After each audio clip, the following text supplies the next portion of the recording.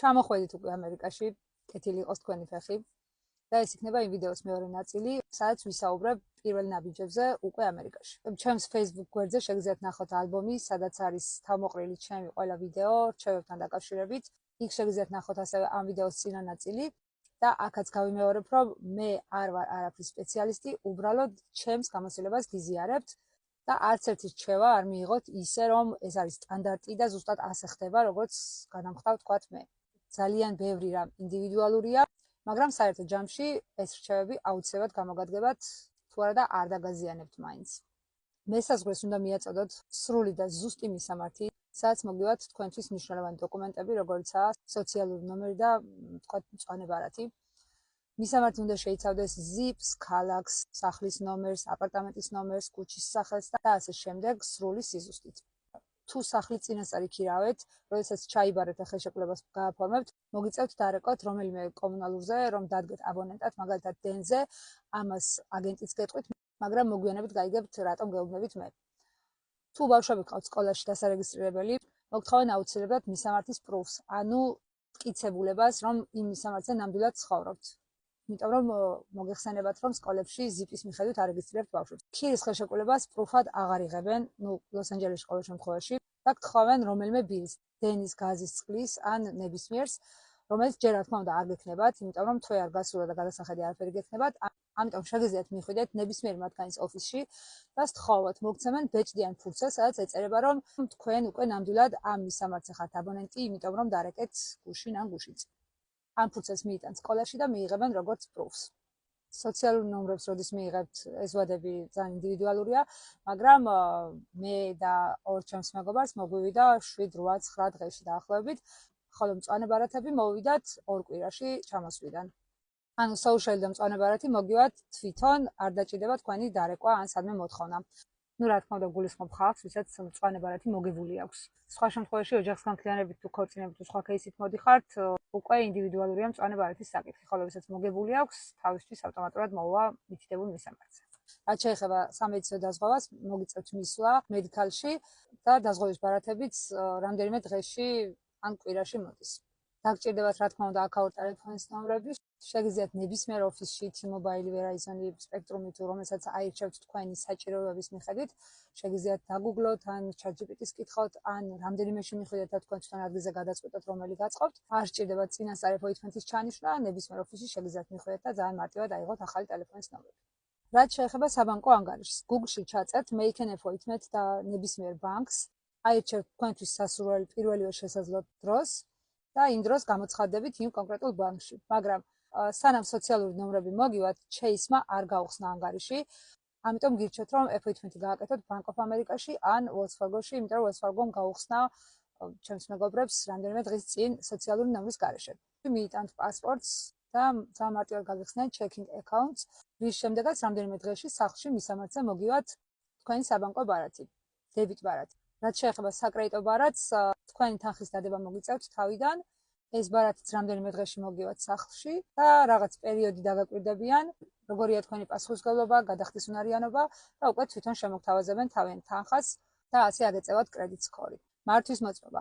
თუ წინასწარ მომზადებული ხართ, აკეთებთ პირდაპირ appointments online, მერე მიდიხართ და აბარებთ, თუ არა, ნებისმიერ უახლოეს DMV-ში შეგიძლიათ მიხვიდეთ, აიღოთ წიგნი. აქ ყოველ შემთხვევაში ასეა, სხვა შტატებში შეიძლება იყოს რამე მატერიალი, რის მიხედვითაც online იმეცადინებთ. მერე ჩანიშნავთ appointments, მიდიხართ, აბარებთ თეორიას, მოგცემენ permits და 24 საათში როცა აისახება უკვე თქვენი მონაცემები ბაზაში, უკვე შეგიძლიათ ჩანიშნოთ appointment-ი პრაქტიკის გამოცდაზე.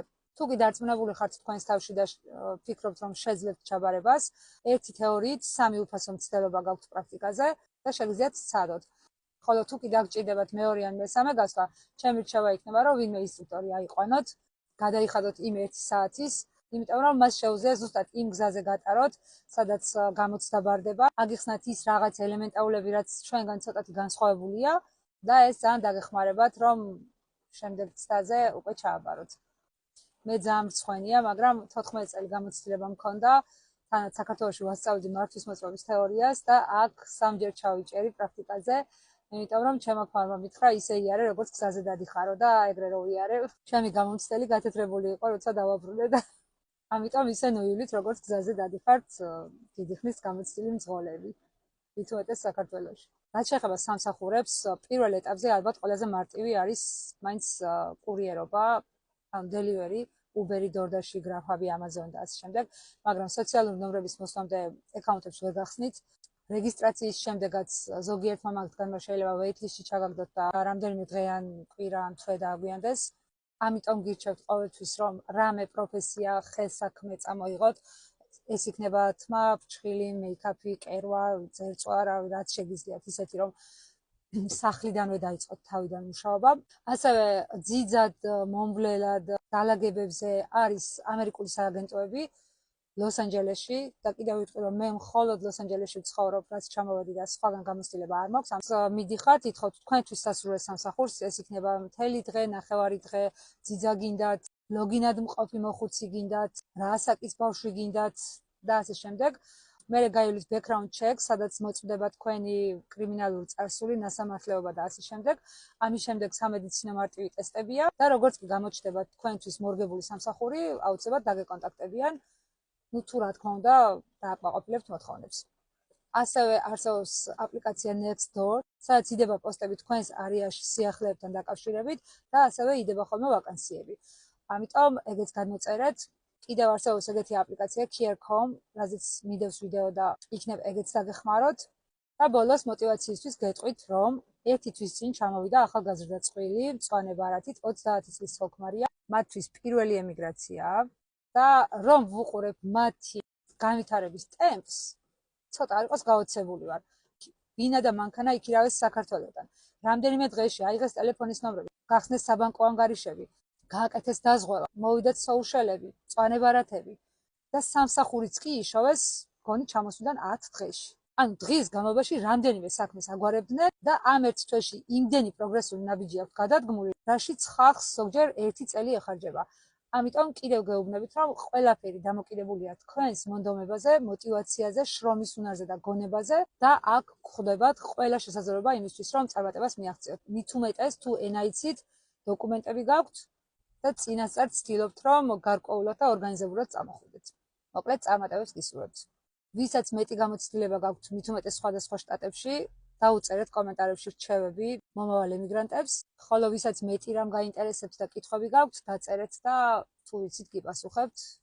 ასევე შეგიძლიათ პირადში მკითხოთ, მაგრამ ძალიან გთხოვთ, წამიყვანი ამერიკაში, დამასაქმე, რამდენად მიგყავს, ვიზას რამდენად აკეთებ, ეგეთ კითხვებით თავს ნუ შეიწუხებთ, იმიტომ რომ პასუხები არ მაქვს.